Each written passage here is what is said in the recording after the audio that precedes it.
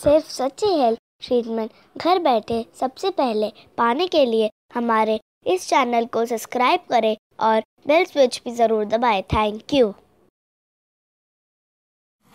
सभी भाइयों एवं बहनों को हार्दिक नमस्कार। वायदे के मुताबिक एक बार फिर से उपस्थित हूँ आप लोगों की सेवा में, मैं रोहित, अपने इस health channel God gift treatment में, सिर्फ और सिर्फ इसी इच्छा के साथ कि आप सभी स्वस्थ रहें। परंतु सत्य तो यही है कि यदि आप अपनी सेहत को बरकरार रखना चाहते हैं और यदि दुर्भाग्यवश कोई गंभीर समस्या आपके शरीर में उत्पन्न हो चुकी है तो उसे अपने शरीर से निकालने का, उस पर पूरी तरीके से विजय प्राप्त करने का सिर्फ और सिर्फ एक ही तरीका है, और वो है कंप्लीट नॉलेज, यानी कि उस बीमारी से संबंधित संपूर्ण ज्ञान। ऐसी ही एक अत्यंत गंभीर समस्या है कफ, यानी कि बलगम। आज मैं आपको पूरे विस्तार से बताऊंगा कि यह कफ क्या है। दोस्तों, आप लोगों ने आयुर्वेद में 3 शब्दों का वर्णन अक्सर सुना होगा, वात, पित्त और कफ। तकरीबन सभी लोग इस तीनों चीज़ों को, वात, पित्त और कफ, दोष के नाम से जानते हैं, परंतु असलियत ये बिल्कुल नहीं है।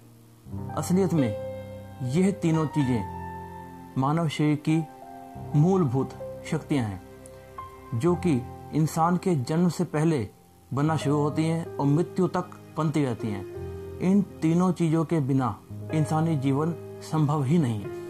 वात, पित्त और कफ। दोस्तों, पित्त के बारे में मेरे पास जितनी जानकारी थी वह मैंने एक वीडियो बनाकर अपने चैनल पे अपलोड कर दी है। जिन जिन व्यक्तियों ने नहीं देखा वह उसे देख सकते हैं। और आज कफ के बारे में मैं आपको पूरी डिटेल दूंगा। यह तत्व मानव शरीर में निरंतर अवनगत बनता रहता है। साइंस भी इस बात को मानता है, और इसके बनने के शरीर में कई अंग हैं, जैसे कि मुंह, नाक, कान, स्किन यानी चमड़ी पर, और जननांगों में।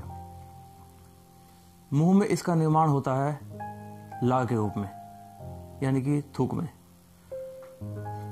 जो कि एल्कालाइन नामक एक बहुत ही जरूरी तत्व है, उसकी क्वालिटी के साथ होता है। नाक में और कान में जो चिपचिपा पदार्थ है वह भी कफ ही है, जो कि बहुत सारे हानिकारक बैक्टीरिया, कीटाणु, धूल, प्रदूषण को अंदर जाने से रोक लेता है। स्किन को सॉफ्ट रख के जोड़े रखने का कार्य भी इसी कफ का ही है। जननांगों में यह कफ वीर्य यानी कि सीमन के नाम से जाना जाता है। बस वहाँ थोड़ा सा इसका प्रतिरूप बदल जाता है, जिसकी वजह से पूरी सृष्टि चलायमान है। दोस्तों, सिर्फ और सिर्फ हमारी गलतियों की वजह से स्वाद की वशीभूत होकर ज़्यादा मात्रा में जंक फूड, फास्ट फूड, तला भुना खाना, ठंडी चीज़ों का ज़्यादा सेवन, खट्टी चीज़ों को ज़्यादा सेवन, ये सारी चीज़ें सबसे पहले कफ को प्रभावित करती हैं। तब यह कफ अपनी जो इसकी कुदरती गति है, नेचुरल स्पीड, उसको खो बैठता है, अनियंत्रित हो जाता है। फिर ये बॉडी में ज़रूरत से ज़्यादा बनने लगता है। तब सबसे पहले इंसान के शरीर के ऊपर असर पड़ता है उसके गले और छाती पे, जिसकी वजह से उसको खांसी शुरू होती है। और इस खांसी के साथ आता है कफ, यानी कि बलगम। सही समय पर यदि सही उपचार ना मिले तो व्यक्ति की हालत दिन प्रतिदिन बिगड़ती जाती है और वह बहुत सारी नई बीमारियों के चपेट में आना शुरू हो जाता है, जैसे कि टीबी, दमा, फेफड़ों का सिकुड़ना, और कुछ परिस्थितियों में ऐसा भी देखा गया है कि खांसते खांसते व्यक्ति के मुंह से खून तक आने लगता है। कुछ विशेष परिस्थितियों में ऐसा भी देखा गया है कि यह कफ व्यक्ति के पेट में जाके इन्फेक्शन क्रिएट करता है, जिसकी वजह से व्यक्ति जब शौच के लिए जाता है तब उसे मल के साथ यही चिपचिपा पदार्थ कफ गिरना शुरू होता है। उसे कई चिकित्सा पद्धतियों में आऊं भी कहते हैं। दोस्तों, कफ नाम का यह बहुत ज़रूरी तत्व, जो कि सिर्फ हमारी गलतियों की वजह से अपनी नेचुरल स्पीड यानी कि कुदरती गति खो चुका है और उसकी शरीर में बनने की ग्रोथ ज़्यादा हो चुकी है, जिसकी वजह से हमारे शरीर को बहुत नुकसान हुए हैं। उसके लिए उसको नियंत्रण में करने के लिए, ताकि वह अपनी नेचुरल स्पीड में वापस आ जाए, उसका बहुत ही आसान और घरेलू तरीका हमारे गुरुओं ने बताया था, जो कि आज मैं आप लोगों के साथ शेयर कर रहा हूँ। उसके लिए हमें सिर्फ 4 चीज़ों की आवश्यकता है, जो कि तकरीबन सभी घरों में मिल जाएंगी। अगर 1 या 2 सामान कोई आपके घर में ना मिले तो नज़दीकी किराना शॉप पे आपको आसानी के साथ उपलब्ध हो सकते हैं। ध्यान दीजिएगा, इसमें सबसे पहले है बादाम गिरी। बादाम में कई तरीके की अवेलेबल है, परंतु आपको बादाम गिरी लेनी है गुड़बंदी की। ये देखिए दोस्तों, ये छोटी गिरी होती है और इसमें कोई ना कोई कड़वा दाना जरूर निकलता है, इसलिए लोग इसको बहुत कम पसंद करते हैं। परंतु इसमें जो तत्व हैं वह कफ के नियंत्रण में काम आते हैं। फिर दूसरे नंबर पे हमें ज़रूरत है गोले की, ये सूखा गोला। तीसरे नंबर पे हमें ज़रूरत है ये सफ़ेद मिर्च, जिसको दखनी मिर्च भी कहते हैं। और चौथे नंबर पे हमें जिस सामग्री की जरूरत है वह है मिश्री। दोस्तों, मिश्री एक्चुअल में ये है, जो छोटे दाने की मिश्री आती है, एक साइज की स्क्वायर पीस की, वो मिश्री नहीं होती, वह चीनी का ही बड़ा दाना है। इसलिए आप लोगों से रिक्वेस्ट है कि यह औषधि बनाते समय उसको ना लें। यही मोटी मिश्री जो कि मटके में बनती है, आप इसको लिए जाएं।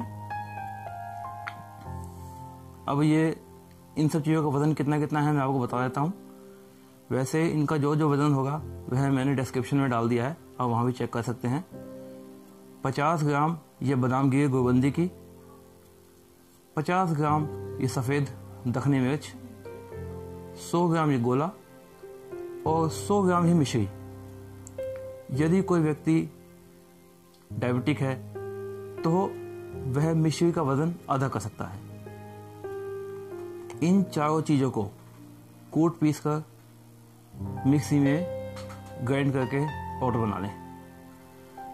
यह देखिए दोस्तों, यह आपकी दवा